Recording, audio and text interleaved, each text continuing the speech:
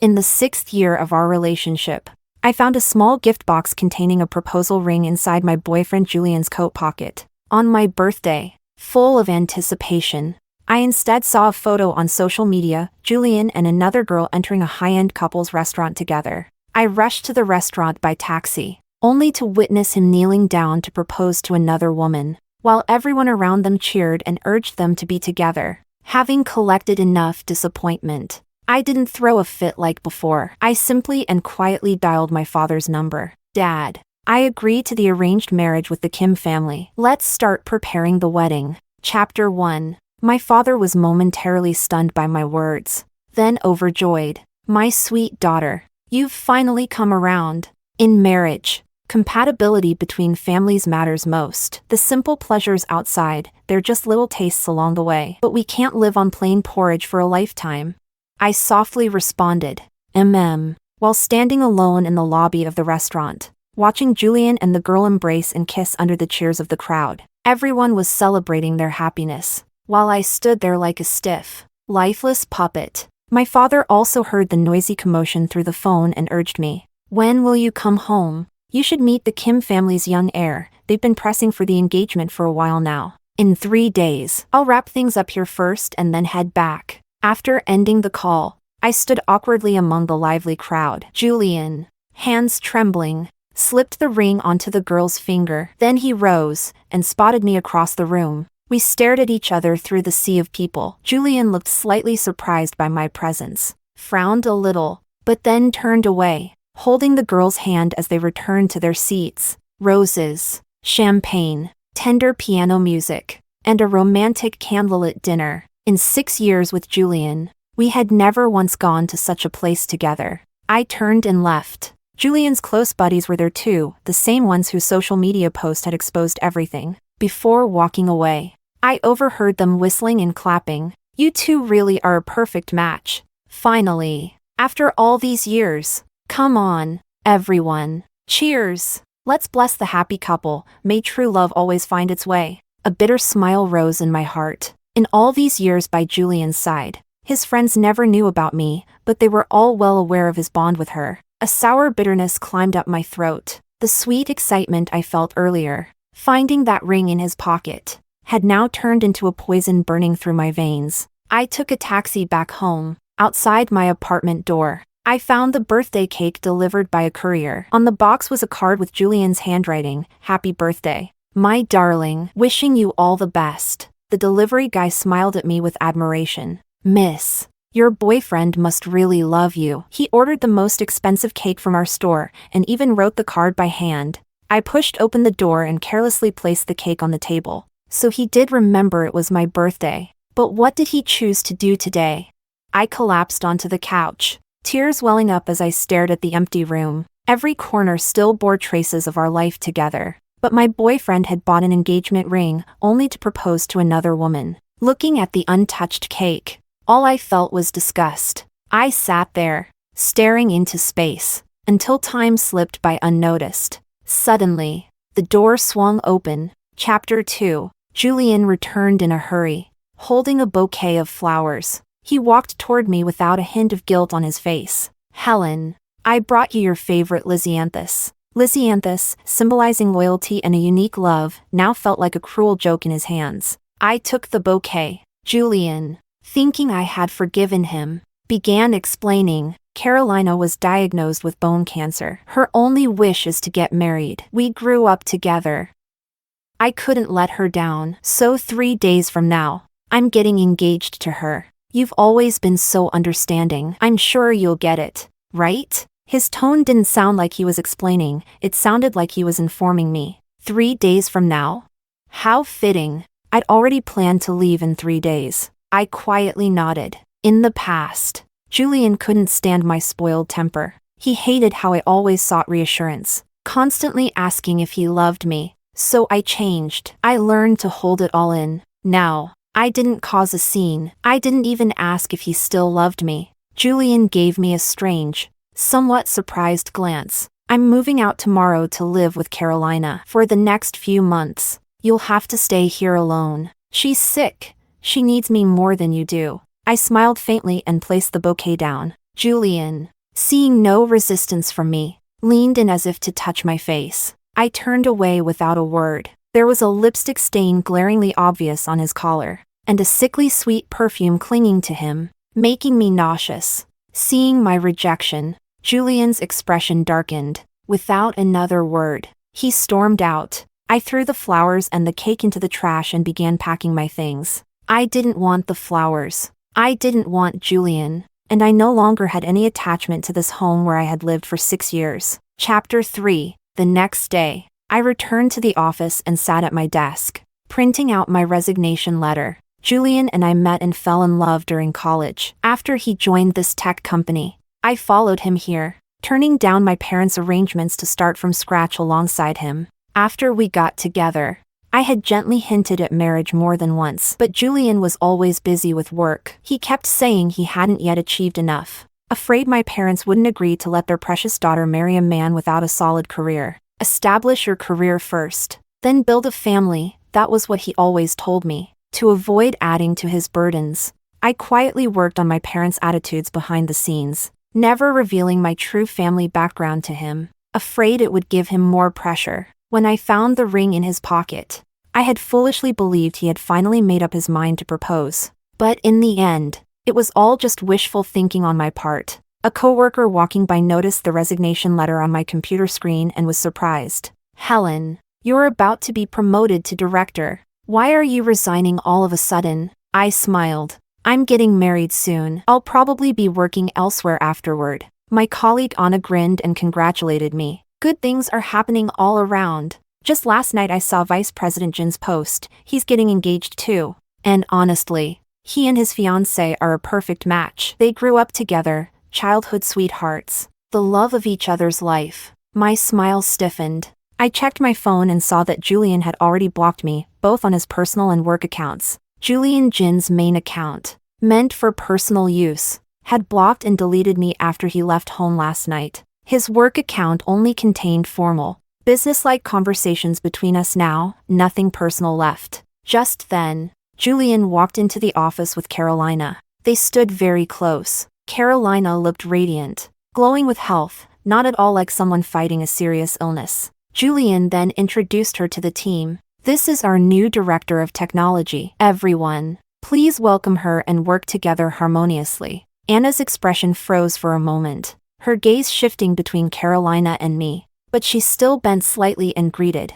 "Director Caro, nice to meet you." I said nothing, silently tightening my grip on my resignation letter. Julian frowned at me with visible displeasure. "Helen, everyone's greeted the new director. What's with your attitude?" Carolina chuckled and extended her hand toward me. "Looks like we'll be working at the same company now. I hope we can get along."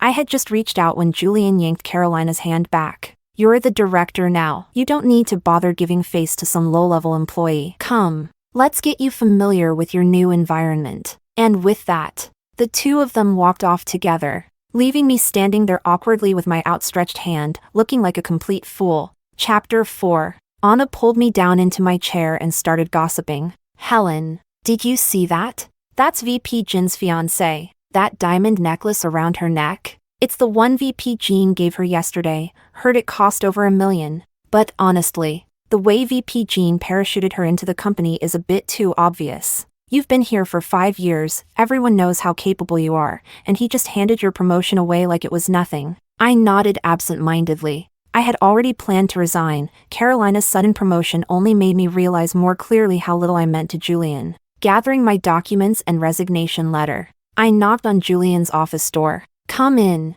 he said coldly. I entered and placed all the handover documents, along with my resignation letter, neatly on his desk. Julian skimmed through the files. His face grew darker and darker as he read. Finally, he looked up at me, his mouth curling into a mocking smirk. "Helen, I thought you had finally matured, that you wouldn't throw tantrums over every little thing. And yet, here we are again." With that, he flung the documents directly at me. I dodged and quietly bent down to pick up the scattered papers. Julian continued ranting. "So what if you lost your promotion? Carolina has the same professional background as me. I trust her capabilities, that's why she's the new director. What right do you have to be upset?" I calmly stacked the documents and placed them back on his desk. It's not about being upset, I said. I simply want to resign. Carolina shared his major? And what about me? I had majored in jewelry design, but to catch up with Julian, I had taken on a second major in tech. 4 years. I worked relentlessly to keep pace with him, and yet to him, all my efforts were utterly worthless. Julian looked down at me, sneering. Deep down, you know you're not that talented, right? I've reassigned you to work under Carolina. You'll have plenty to learn from her. I smiled. My time is precious too. I won't waste it learning things I no longer care about. Fine. Then get out. I'd like to see which company will even want you after this. Julian shot up from his chair, his eyes blazing like a predator, but I simply turned and walked away without hesitation. Those 6 years with Julian? I'll treat them as feeding a dog. From now on, I'll never orbit around him again, let alone around Carolina. Chapter 5. At noon, I returned to my desk to pack my things. The little asteroid figurine sitting on my desk was a gift from Julian the year he graduated. Back then, he had sworn that I was his entire world. I let out a self-mocking laugh, took one last look at it, and decided to pack it along with the rest of my belongings. Just as I was carrying my box to leave, Carolina suddenly rushed in, looking flustered. Sorry, everyone, she said, but I seem to have lost the necklace I was wearing today. Could I ask for your cooperation in conducting a routine check? The office immediately buzzed with whispers. I saw Director Caro's necklace this morning. That diamond was huge, sparkling like crazy. I think she's being polite. Honestly, someone probably saw how big and shiny that diamond was and got greedy. Oh my God, are we saying there's a thief in our office? That would explain why my snacks keep disappearing from my desk. Julian stood beside Carolina and ordered the security team to block the exits. They started searching everyone one by one. When it was my turn, I calmly put my box down and allowed Julian to inspect it. He immediately spotted the asteroid figurine on top, paused for a second, but still instructed the guards to dump out all my things. The sound of everything crashing to the floor was deafening. The asteroid figurine shattered into worthless pieces, just like our 6 years together. Fractured beyond repair once a crack appeared. The guards rummaged through the mess, when suddenly Carolina gasped dramatically, clutching her mouth. My necklace! Everyone in the office turned toward us, their eyes zeroing in on me, their whispers slicing through the room like knives. My God! It was Helen who stole the new director's necklace. If VP Jean hadn't sealed off the exits, she would have gotten away by now. Unbelievable. Helen's always been so polite. You really can't judge a book by its cover. She's so petty just because the new director got promoted over her. She's way too small-minded. Good thing she's leaving. I'd be scared to share a room with someone who steals. My face turned pale. I hadn't touched Carolina's necklace. Someone must have tampered with my things during the time I went to hand in my resignation. Julian's face was thunderous as he picked the necklace out of the pile of debris. Holding the necklace, he looked at me with utter disappointment. Helen, he roared my name, while at his feet, my scattered belongings, including the shattered asteroid, were trampled mercilessly under his shoes. He even ground them further into the floor, as if grinding my dignity into dust. Before I could even react, Julian suddenly slapped me hard across the face. Apologize to Carolina. Why did you steal the necklace I gave her? At that moment, my heart completely shattered. He clutched the $1 million necklace he gave to Carolina in his hand, while mercilessly crushing the cheap gift he once gave me under his feet. In that instant, my tears spilled uncontrollably. Being misunderstood by my coworkers hurt, but it was nothing compared to the pain of that slap from Julian, the man I had loved for 6 years. He really didn't believe me. Seeing me stand there in silence, he grabbed me like I was a piece of trash and dragged me toward Carolina. I said apologize. Explain why you stole it. A flash of triumph crossed Carolina's eyes before she quickly put on a frown and reached out, pretending to help me up from the cold floor. I slapped her hand away, clinging to the last shred of my dignity as I stood up by myself. Though my vision was blurred with tears, I stood tall and straight. I didn't take it, I said firmly. There are security cameras in this office. I demand we pull the footage to prove my innocence. And honestly, I stared straight into Carolina's eyes, emphasizing every word. I wouldn't even look twice at some measly diamond necklace. Chapter 6. Enough. Stop making a scene. Julian clamped his hand over my mouth and dragged me out of the office. His grip over my mouth and nose was so forceful it felt like he was trying to suffocate me. Meanwhile, I heard Carolina inside the office, laughing lightly as she addressed the others. Since the necklace has been found, it's no big deal. We're all colleagues after all, so I won't pursue it any further. I'll order afternoon tea for everyone later to thank you all. Julian seemed terrified that I might expose our relationship in front of everyone, so he dragged me into the break room. Talk. What exactly are you trying to do? Even crazy behavior should have its limits. He snapped, massaging his temples as if the whole situation was giving him a headache. I gasped heavily for air, purple bruises blooming across my face from his grasp. When did you become like this? Thank goodness Carolina is generous enough to forgive you. Now go and apologize to her immediately. I'm not apologizing. I didn't do it. Why should I admit to something I didn't do? I looked at him coldly. He asked me why I had changed, but I wanted to ask him, when exactly had he become so unrecognizable? Carolina entered the break room, carrying a paper cup of hot water. Helen, have some water and calm down. I know you must resent me, but next time, please don't be so impulsive. I refused to take the cup. Just then, Carolina got scalded by the hot water and accidentally spilled it all over my arm. Ah, it's so hot. Carolina cried out in pain as a few drops splashed onto her fingers. Julian immediately rushed to rinse her hand under the tap. As for me, dressed only in a thin chiffon blouse, the boiling water had soaked through the fabric, burning my arm badly. White steam rose from the scorched area. I went to the restroom alone to deal with the burn. Redness and blisters quickly spread across my wrist. When I returned to my desk, struggling to pack up my things despite the pain, Julian came out and grabbed my hand. Hiss, I gasped in pain. Julian froze and quickly let go. He stiffly asked, "Are you okay?" I almost laughed.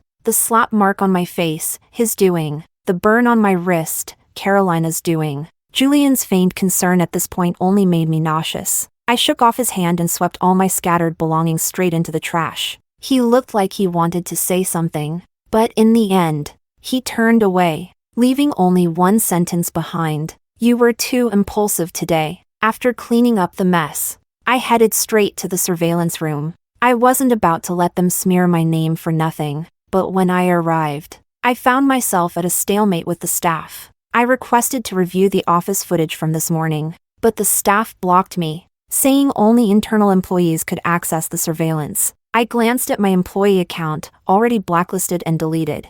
I understood immediately Julian's doing. Only he could have arranged to have my access revoked so quickly. He had fully taken Carolina's side, already convinced I was the thief. But then I remembered, this tech company belonged to the Kim family. I needed to get home and meet with the Kim family's heir, Christopher Kim, as soon as possible, back at the apartment where I had lived for 6 years.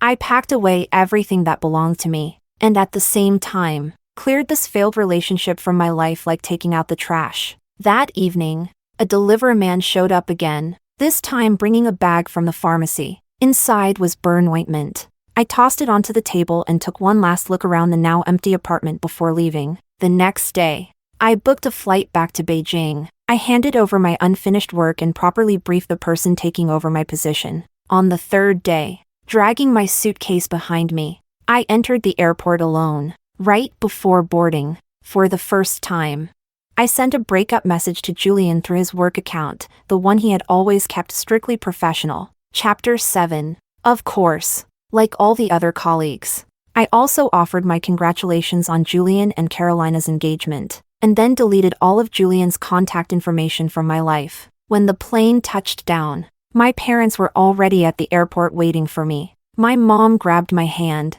her face full of concern. My sweet, sweet girl, you went off so far away for college and work. Look at you. You've gotten so thin. My dad patted me on the shoulder and said warmly, "It's good you're home." Standing beside them was a man with a tall, broad-shouldered frame and a narrow waist. He was wearing a perfectly tailored three-piece suit, his features sharp yet gentle, a faint smile playing at the corners of his lips as he looked at me quietly. His gaze was intense, it made me blush uncontrollably. I already had a strong guess as to who he was. My parents quickly introduced us. smiling from ear to ear. Hell, this is Christopher. I reached out my hand to him. Christopher's large, warm hand lightly clasped my fingertips. My fiance, Christopher said with a soft, crinkled smile. Welcome home. My face turned bright red instantly. My parents beamed even more and gently nudged me closer toward Christopher. He took the suitcase from my hand with ease, and with just a glance, he noticed the burn on my wrist. Your wrist, what happened? Christopher asked. I didn't want to recount the humiliating incident from the break room, so I simply said it was an accident. Christopher's eyes darkened slightly, but he just reached out and patted my head lightly. From now on, you'll be my wife. You'll have to get used to me taking care of you. I answered softly, overwhelmed by his gentle kindness. After escorting me home, Christopher's first act was to open the medicine kit. He carefully lanced the blister on my wrist, treated the wound, and applied soothing ointment. I wasn't used to stepping out of one relationship and immediately into another, but Christopher simply said that he was willing to wait, as long as the person I ultimately chose was him. After Christopher left, still unsure how to be honest with him, my parents quickly noticed my heavy heart. Chapter 8. Hell, Christopher really is sincere about you. My parents said. He's the one we carefully picked for you. How could he possibly be wrong? I nodded. Christopher's tender, attentive care during the whole journey was clear for me to see, but when I thought about Julian and Carolina celebrating their engagement, basking in everyone's blessings, while I was falsely accused of being a thief, the bitterness rose again in my heart. In the end, I decided to tell my parents everything about the relationship. Julian had chased after me during college, and before we even graduated, we chose to be together.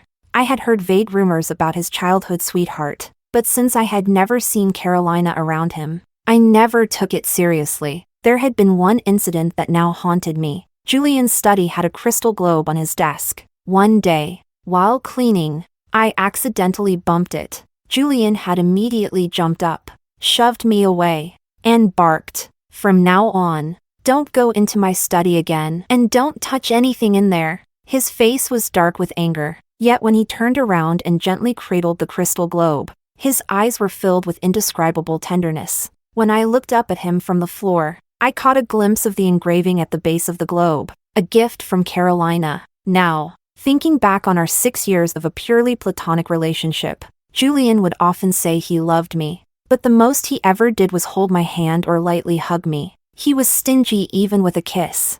I had once asked him why he didn't have the normal desires a man would have for a woman. He answered, "My family's values are very conservative. We're only in the dating stage. These things should wait until marriage. I'm doing this because I love you." At the time, I had been deeply moved, even more determined to be with him, so much so that I ran away from home and rejected the marriage my parents had arranged for me. Now that Carolina had returned, I finally understood everything. All those years, Julian had been preserving himself for Carolina. In his drunken ramblings late at night, I had once heard him murmur that I wasn't even worth a strand of Carolina's hair. I had dismissed it then as drunken nonsense. But now, I finally saw the truth. Those drunken words were the most honest thing Julian had ever said to me. Chapter 9. After I finished telling my parents everything, they were heartbroken for me. My dad scolded half-heartedly.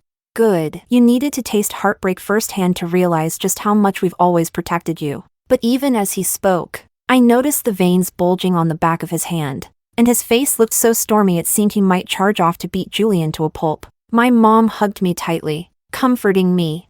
"It's all right. Now that you're home, let's not think about these miserable things anymore. It's just a diamond necklace. Tomorrow, I'll buy you a few more. You can wear a different one every day if you want." The sadness brought on by all those painful memories was suddenly swept away. I burst into tears, and then into laughter. That night, I finally slept peacefully. The next morning, my phone exploded with missed calls from an unknown number. I usually sleep with my phone on airplane mode. And as soon as I turned it back on, the endless notifications started dinging, dozens and dozens of missed calls. The ringtone blared again. Hesitating for a moment, I decided to answer. Whoever it was, they were far too persistent. "Hello?" I said. On the other end, a voice all too familiar barked back. "Helen, How long are you planning to keep up this nonsense? You moved out of the apartment? Where are you living now? Carolina has already agreed to let bygones be bygones. I won't even ask you to apologize to her anymore. If you come back to work, I'll promote you to be my assistant. I let out a cold laugh. Did you even bother reading the message I sent you yesterday? If you were too busy being showered with engagement blessings to notice. I don't mind telling you again. Julian suddenly went silent on the line. But I continued. We are over. Is that clear enough for you? Did you hear me? Without waiting for his reply, I hung up the call, and just for good measure, I blocked and deleted the number too. A new day had just begun, and Julian had already tried to ruin my mood. Annoying. Chapter 10. Having quit my job, I no longer had to waste my days studying computer science, a subject I had never liked. I had majored in jewelry design at university, and now I finally returned to my true passion, sketches and designs. That afternoon, while painting in the flower room at home, Christopher came by unexpectedly. He brought me a pearl and diamond tiara. The moment I saw it, I recognized it, a vintage piece from the last century, one I had only ever seen in books. I had always loved the lover's knot design on it. And the pearls were luminous, full, beautifully graded by size, perfectly blended with the diamonds, like drops of lover's tears suspended on the crown. He presented the tiara to me. I protested that it was too precious. But Christopher said he had commissioned it long ago for his future fiance, and now, he was simply giving it to its rightful owner. At last, the doubts in my heart found a way out. I remembered that on my 18th birthday, I had fallen in love with this very tiara, only to find that it had been bought at auction for an astronomical price. So it was Christopher who had bought it. But how had he known back then that I would love it?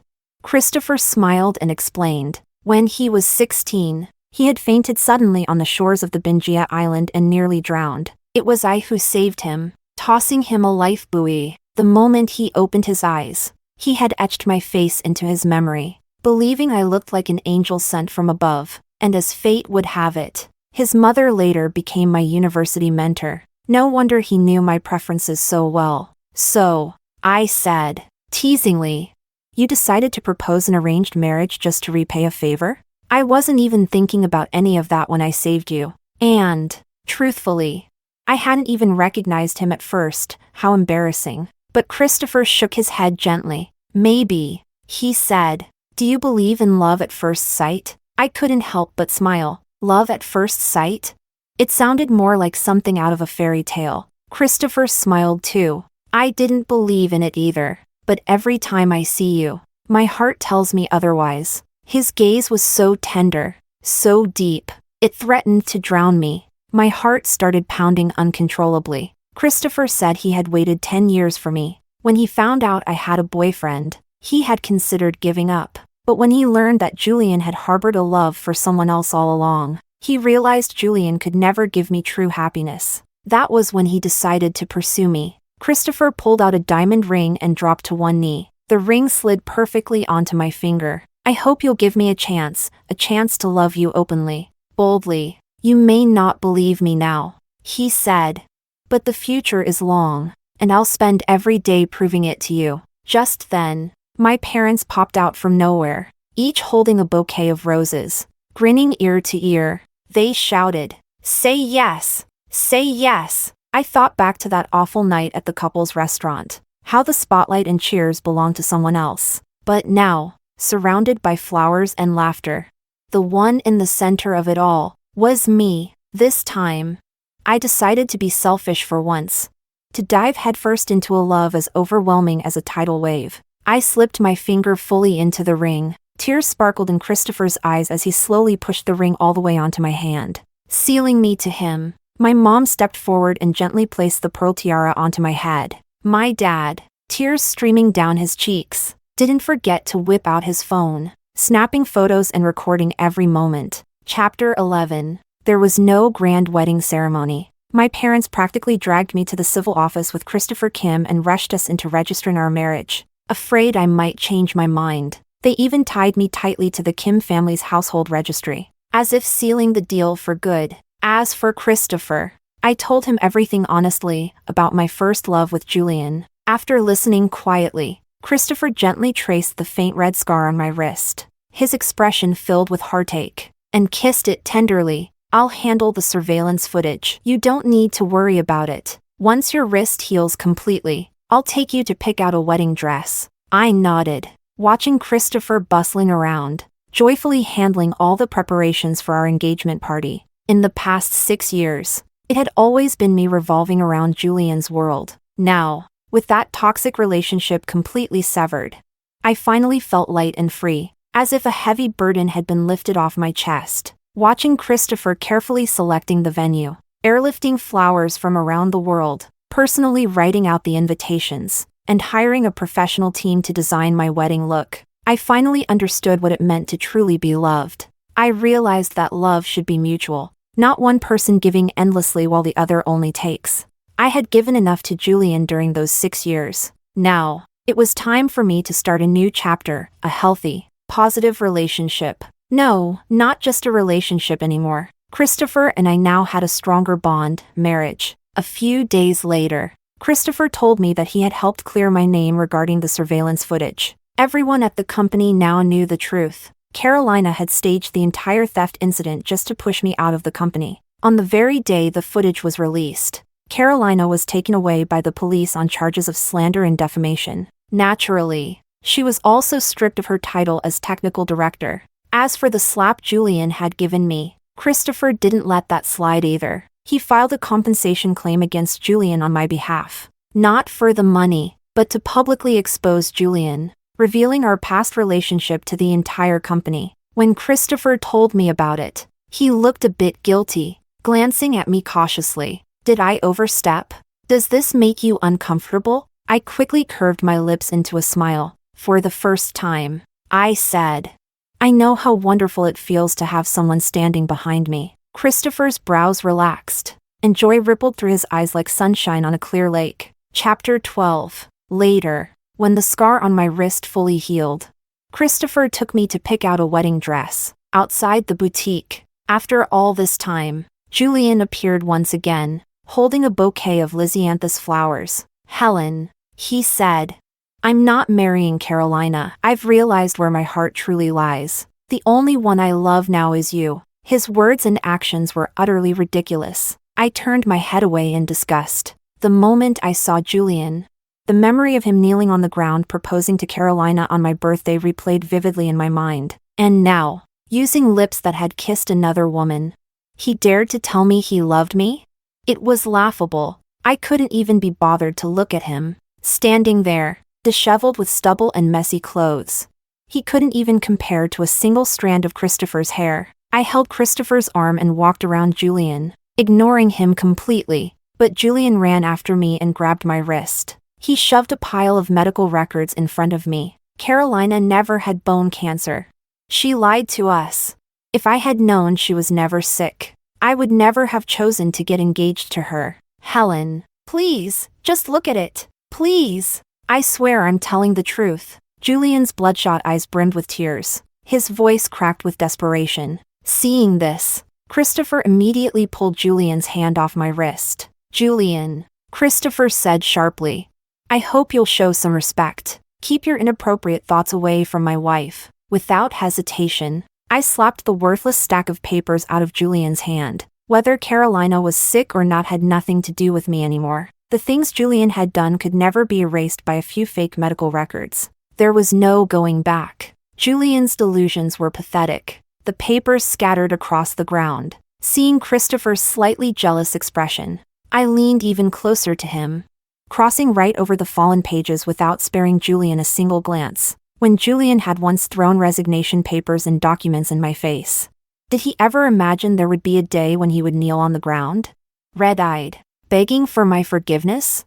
Time could never turn back, and I would never forgive him. But hating him would only waste my energy. So the best thing I could do was treat Julian like a complete stranger. Yet Julian still refused to give up. He picked himself up from the ground and charged at Christopher, fists raised. "You're the one who ruined everything. You stole Helen from me." Christopher immediately let go of my hand to protect me, and was knocked down by Julian's rage-fueled attack. I quickly called over the boutique security staff. This was a high-end, private wedding boutique. Their clients were all extremely wealthy. Protecting their customers was their duty. Within moments, Julian was pinned to the ground by security guards. I didn't even spare him a glance. Instead, I rushed to help Christopher up, my heart aching with worry. Through the crowd, Julian finally realized there was no longer a place for him in my heart or in my eyes. He had lost the girl who once loved him with her whole soul,